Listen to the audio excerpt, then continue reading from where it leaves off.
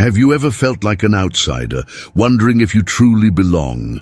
Maybe you've faced tough moments, uncertain if things would ever improve. If so, you're not alone. Today, we're diving into a story that might be just what you need to hear. The story of Ruth, one of the most remarkable women in the Bible.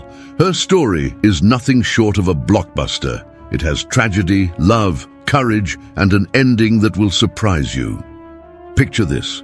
Israel is struggling through hard times with not enough food for everyone. People are suffering, and it seems like many have forgotten God.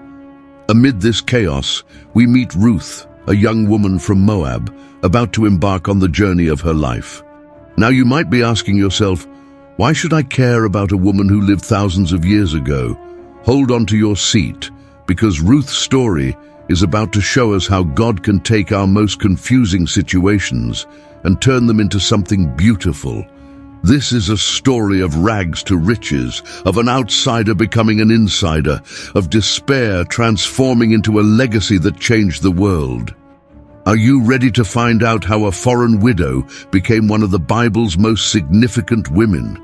Curious about what her story can teach us about faith, love, and perseverance? Stick around, because we're about to unpack the incredible story of Ruth. Trust me, it's going to be a wild ride. Prepare to see how God works in mysterious ways, how one person's faithfulness can change history, and how love can conquer any obstacle. This isn't just an old, dusty tale. It's a story that will challenge, inspire, and maybe even change how you view your own life. So let's dive in and uncover why Ruth's story has captivated people for thousands of years and why it's still so relevant today. Our story begins in the land of Moab, a nation with a complicated history of conflict and kinship with Israel. The Moabites, descendants of Lot, were often at odds with their Israelite neighbors. It's in this foreign land that we first meet Ruth, a young woman probably raised within the polytheistic traditions of her people. The Bible doesn't give us detailed insights into Ruth's childhood, but we can infer she grew up in a culture vastly different from Israel's monotheistic faith. Imagine young Ruth, perhaps curious about the beliefs of her Israelite neighbors, yet firmly rooted in her own people's customs. Enter Elimelech, a man from Bethlehem in Judah, who journeys to Moab with his wife Naomi and their two sons, Mahlon and Chilion, seeking refuge from a severe famine.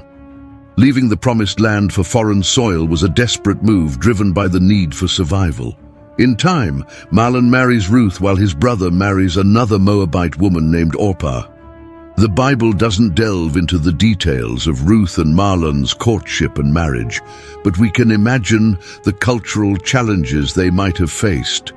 A union between an Israelite and a Moabite was unconventional, to say the least. During their marriage, Ruth was likely exposed to the faith of Israel. Later, the book of Ruth reveals her deep commitment to the God of Israel, suggesting that her time with Mahlon had a profound impact on her spiritual journey. But her happiness would be short-lived. Tragedy struck as Elimelech passed away, leaving Naomi a widow in a foreign land.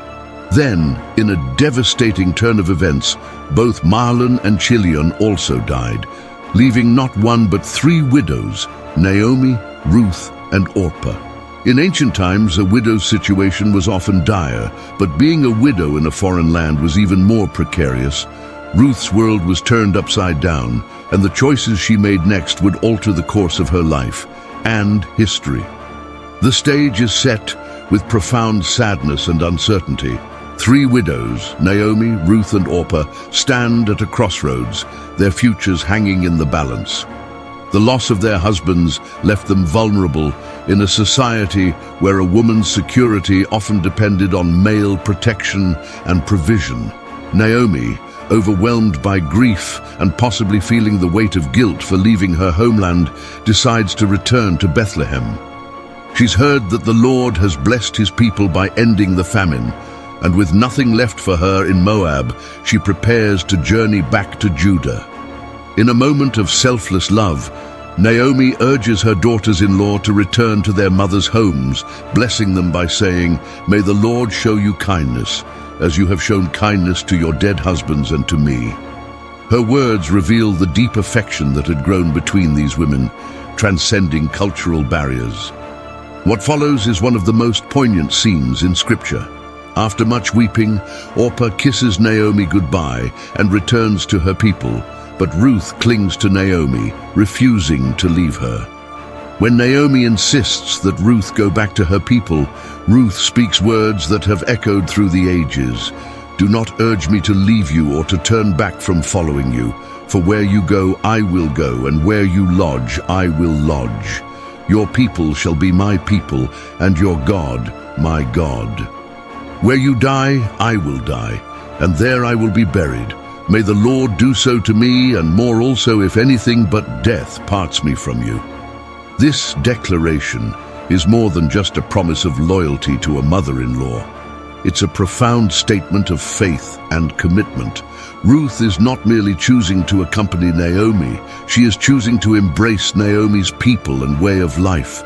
She is leaving behind everything familiar, her homeland, her family, her gods, to venture into the unknown with Naomi.